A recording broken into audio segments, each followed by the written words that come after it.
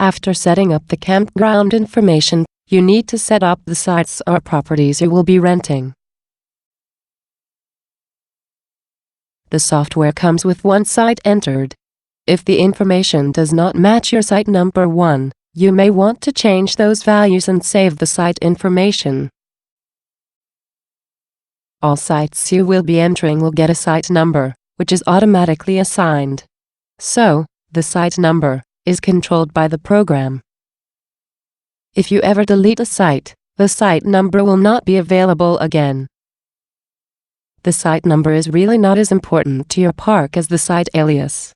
The site alias is controlled by you and can have alpha characters in it as well.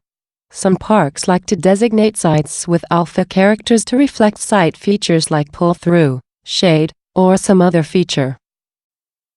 Note, the site alias automatically has 3 characters, 001.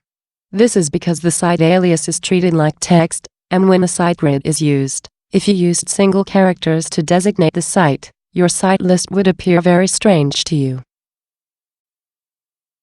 For example, in a 20-site park, the grid would look like this. You can see how this could be very confusing, with the numbers appearing random. In fact, they are not random, but are in alphanumeric order.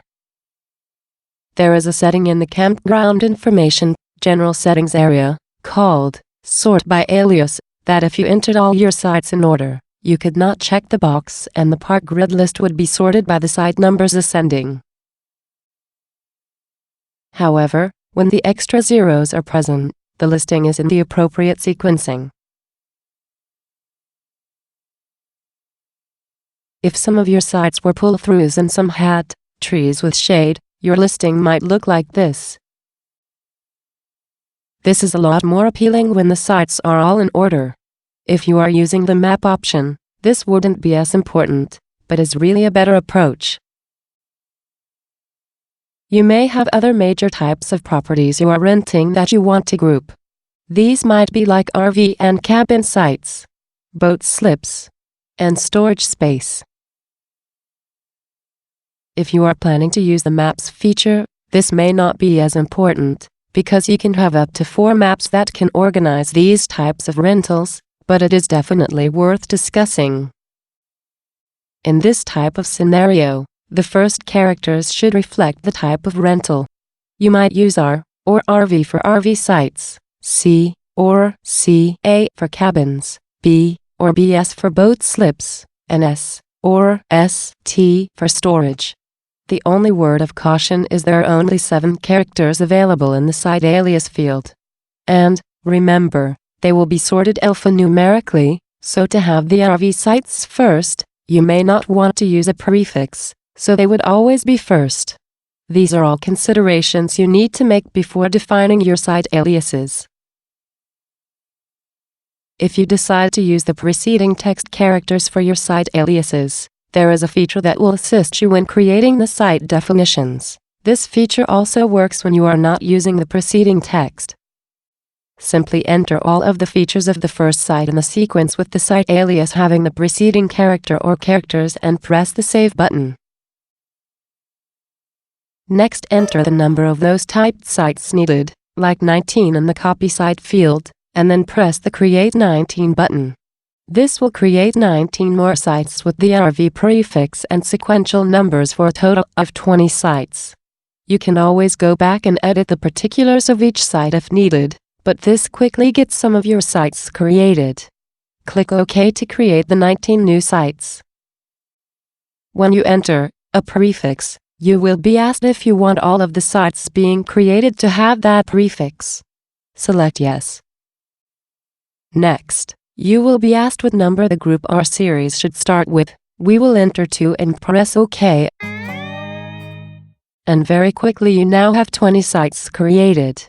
You most likely will need to tweak certain aspects of the 19 new sites, like the size of the space, but much of the information should be set. Now, let's discuss the various fields in the site information panel. Site alias. I think we have already covered this, pretty much. Electric amps. Here you need to enter a numeric value of the highest amps available at the site. This number will be used to compare to a guest's requirement when registering them, and amps have been entered. If the site has 50 amps, enter 50. 30 amps, enter 30.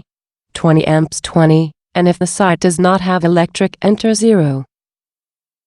Water and sewer. Check the boxes if the site has water and or sewer. Again, this is used when registering a guest. The length and width are numeric values to reflect what size RV can be parked in this site, not the actual size of the space.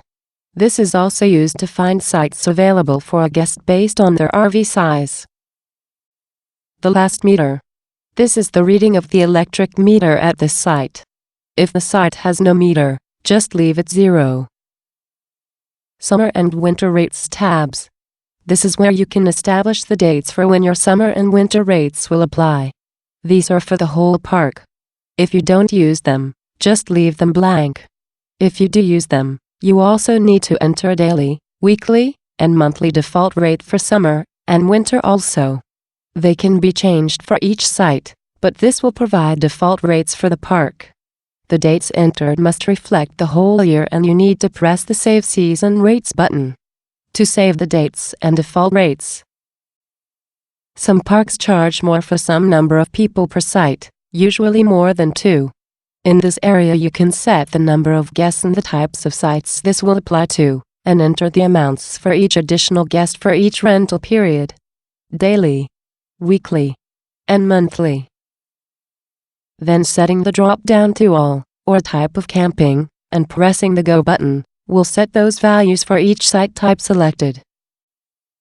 The number of guests and charges for each period will stay with this site if saved, and copy to other sites if set, when the copy site option is used.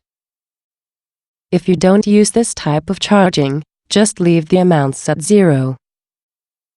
3, 6, 12-month rates. If you rent spaces for these periods, enter the dollar values for each of them. Type of camping at this site. Check as many of the boxes as are appropriate here. These are also used to find sites available for a registering guest. Once you have the site complete, press the Save button.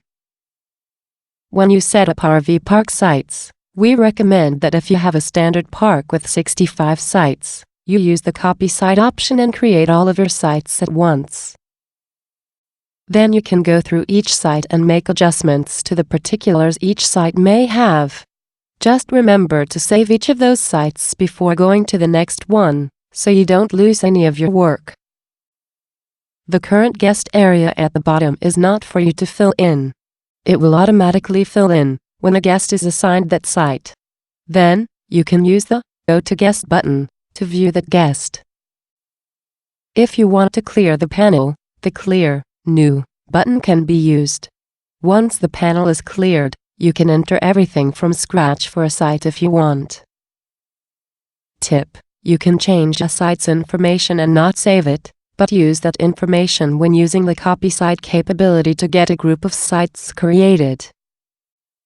Rate adjustments is a new feature that can be used to apply positive or negative amounts to a rate.